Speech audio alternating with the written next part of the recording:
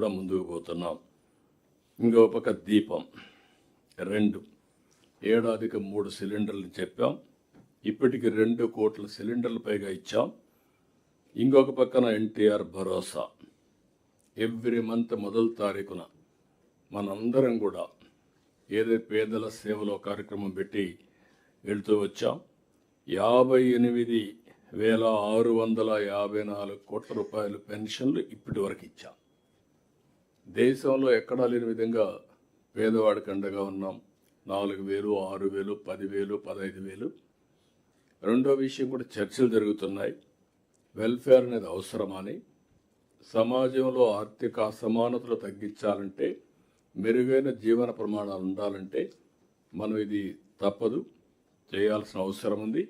లేకపోతే మనం కష్టపడేది కొంతమంది బిలియనర్స్ కోసం కాదు. దాన్ని కూడా మనం నిరూపించుకోగలిగాం. 63 లక్షల మందికి ఒకవేళ మొదటి తారీఖు సండే అయితే 1 డే ఇన్ అడ్వాన్స్ ఇచ్చాం. That is our commitment. అన్నా క్యాంటీన్లు 204 అన్నా క్యాంటీన్లు పెట్టాం. అది కూడా ఒకప్పుడు ఉండే క్యాంటీన్లు రద్దు చేస్తే మళ్ళీ పేదవాడికి అన్నం పెట్టాలనే ఉద్దేశంతో ఈ కార్యక్రమాన్ని చేశాం. మత్స్యకార భరోసా 20,000 చొప్పున 1,25,000 మందికి 250 కోట్లు ఇచ్చాం. ఆటో డ్రైవర్ సేవలో ఏడాదికి 15,000 రూపాయల చొప్పున 436 కోట్లు వాళ్ళ అకౌంట్లో జమ చేశాం. 2,90,000 మందికి ఇచ్చాం. ఆర్టీసీ బస్సుల్లో స్త్రీశక్తి కింద ఉచిత ప్రయాణ సౌకర్యం ఏర్పాటు చేసినప్పుడు వీళ్ళకు కూడా ఉపాధి దెబ్బతినకూడదనే ఉద్దేశంతో మనం ఇచ్చేసాం. రికార్డు స్థాయిలో ధాన్యం సేకరణ 24 గంటల టైంలోనే జమ చేశాం. మార్కెట్ ఇంటర్వెన్షన్లు చేశాం. పొగాకు, మామిడి, కోకో, ఉల్లి ఎక్కడ ఏ పంట అయినా సరే గిట్టుబాటు ధర లేదు, రైతు నష్టపోతున్నాడు అంటే అక్కడ ఇంటర్వ్యూన్ అయ్యాం. స్టెబిలిటీ తీసుకొచ్చాం. ఇప్పటి వరకు 1,100 కోట్లు పైగా ఖర్చు పెట్టాం. ఇంకొక పక్కన రైతులకు కొత్తగా పట్టాదారు పాస్ పుస్తకాలు, రెవెన్యూ వ్యవస్థను నిర్వీర్యం చేశారు, అస్తవ్యస్తం చేశారు. దాన్ని ఇప్పుడు రివైవ్ చేయాలంటే చాలా సమస్యలు వచ్చాయి. నిన్నే నేను చూశాను. ఆనాటి ముఖ్యమంత్రి ఇంటికి ఆయన ఉండే ఇంటి పక్కన హెలిప్యాడ్ కావాలి. హెలిప్యాడ్ కావాలంటే తప్పులేదు, లీజు తీసుకోవచ్చు, వేరే ల్యాండ్ తీసుకోవచ్చు. దానికోసం ఒక అతన్ని ఇమ్మంటే ఓన్ ల్యాండ్ నేను ఇవ్వనన్నాడు. అతను వేరే దగ్గర నుంచి కొనుక్కున్నాడు. అలాంటి ల్యాండ్ ఇవ్వమంటే ఇవ్వకపోతే బలవంతంగా టేక్ ఓవర్ చేసి అతను ఇనలేదు కాబట్టి 22A కింద పెట్టేశారు. అంటే ఒక ప్రైవేటు వ్యక్తి ల్యాండ్, సాక్షాత్తు చట్టాలు చేసే ముఖ్యమంత్రి, చట్టాలను అమలు చేయవలసిన వ్యక్తి ఒక ప్రైవేట్ ఆస్తిని 22A కింద ఇల్లీగల్గా పెట్టాడంటే ఇది పరాకాష్ట. నేను అడిగాను అతన్ని. ఇప్పటికీ 4-5 సంవత్సరాలు అయింది. నువ్వేం చేసావని అడిగాను.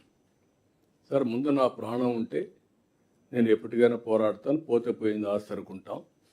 నేనేం మాట్లాడలేకపోయాను.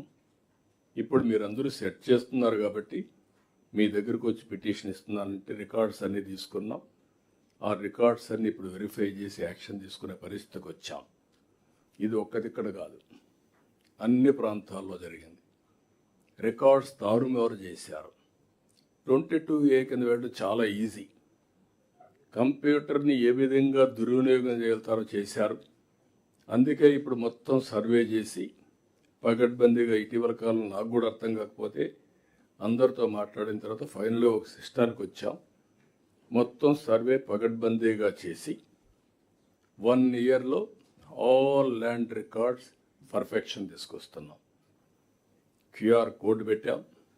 ఇంకో పక్కన ఏదైతే బ్లాక్ చైన్ టెక్నాలజీ తీసుకొచ్చి ఎవ్వరూ ట్యాంపర్ చేయకుండా, కొన్ని రికార్డ్స్ అయితే బ్యాక్ ఫైల్స్ కూడా లేవు.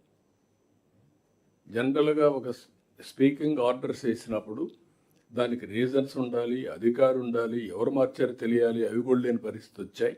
అవన్నీ ఇప్పుడు మనం కరెక్ట్ చేసే పరిస్థితికి వచ్చాం. ఇంకొక పక్కన సాగునీరు కోసం 20 నెలల్లో 24,000 కోట్ల రూపాయలు ఖర్చు పెట్టాం. క్వాంటమ్ వ్యాలీ నిన్నే శంకుస్థాపన చేశాం. విశాఖలో ఐటీ హబ్ కింద గూగుల్ అతిపెద్ద ఇన్వెస్ట్మెంట్. దీన్ని మనం ఒకసారి ఆలోచిస్తే పవర్లో ఒక బ్రేక్ త్రూ తీసుకొచ్చాం. గూగుల్ ముందుకు వచ్చారు. $15 బిలియన్